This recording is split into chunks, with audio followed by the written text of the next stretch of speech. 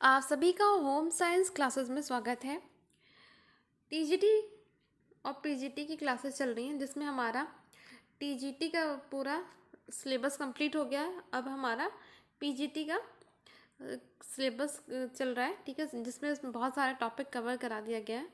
उसी में से एक नया टॉपिक है कृत्रिम श्वसन किसे कहते हैं। ठीक है, जो हम कृत्रिम श्वसन लेते हैं, ठीक है, वो कैसा होता है। श्वसन तंत्र के बारे में आपको पूरा अच्छे से समझाया गया है। अभी तक आपने नहीं देखा तो आप प्लेलिस्ट में जाके देख सकते हैं। तो चलिए आज से वीडियो स्टार्ट करते हैं। कृत्रिम श्वसन के बारे में जानते हैं क्या होता है ये। जब किसी व्यक्ति को विद्युत झटका लगता है तो वह बेहोश हो जाता है। इस अवस्था में उसके हृदय की गति कम हो जाती है, जिसके कारण उसे सांस लेने में परेशानी होने लगती है।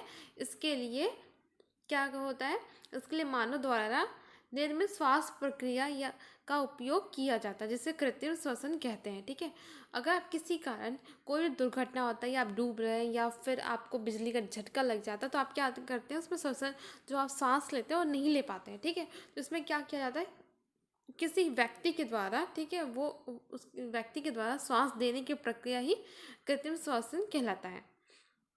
अब बात करें कृत्रिम श्वसन की कौन कौन सी विधियां हैं, तो इसमें आप पढ़ेंगे इसकी 4 विधियां होती हैं। 4 विधियों के द्वारा हम दूसरे व्यक्ति को श्वास देकर हम उसकी जान बचा सकते हैं। तो कौन कौन से एक करके बात करेंगे। इसमें पहला आता है हमारा शेफर विधि, दूसरा है सिल्वेस्टर विधि, तीसरा है हमारा मुंह से मुंह में हवा भरना या फिर मुंह से नाक में हवा भरना, ये भी आता है हमारी तीसरी विधि, और चौथा है नेल्सन प्रणाली या श्वास यंत्र विधि। ठीक है, ये 4 विधियां एक एक करके सभी के बारे में पढ़ेंगे। तो पहला विधि है जो प्रथम विधि, जिसे कहते हैं शेफर विधि। ठीक है, इसमें क्या होता है, इस विधि का उपयोग तब किया जाता है जब पीड़ित व्यक्ति की पीठ पर छाले हो गए हों या पीठ वाला हिस्सा विद्युत झटके के कारण जल गया हो। इस विधि में पीड़ित व्यक्ति को पेट के बल लेटाया जाता है। जैसे कोई व्यक्ति है, ठीक है, तो उसके पीठ पर किसी कारण जल गया हो या छाले, जैसे बिजली का झटका पड़ता है तो उसका बिजली के झटके के कारण उसका पीठ जो होता है, ठीक है, वो जल गया, तो वो क्या करते हैं, उसको पीठ के बल नहीं लेटा पाएंगे क्योंकि जला है। अगर पीठ के बल लेटाएंगे तो उसका स्किन निकल सकता है, उसको पेन हो सकता है, तो इसलिए उसको पेट के बल लेटा देते हैं। ठीक है, व्यक्ति को पेट के बल लेटा देते हैं, फिर पेट के बल लेटाकर उसको सांस देने की प्रक्रिया करते हैं। ठीक है, फिर नेक्स्ट है हमारा द्वितीय विधि में है हमारा सिल्वेस्टर विधि। तो इस विधि में क्या होता है, इस विधि का प्रयोग तब किया जाता है जब व्यक्ति की छाती पर विद्युत झटके से घाव हो जाता है। जब वो छाती पे उसके घाव हो जाता है, ठीक है, तो वो उसको क्या करते हैं, उसको इस पीठ के बल लिटा दिया जाता है। तो उसको फिर पीठ के बल लिटा दिया जाता है, फिर जो छाती का हिस्सा ऊपर रहता है और नीचे उसको पीठ का बल लिटा के उसको सांस दी जाती है। फिर नेक्स्ट विधि हमारा तृतीय विधि है।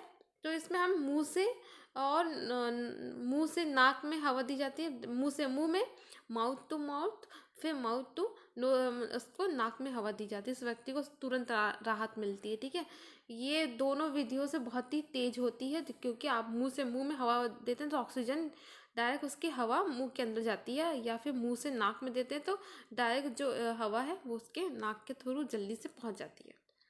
तो हमारा जो चौथा विधि है नेल्सन प्रणाली या श्वास यंत्र विधि।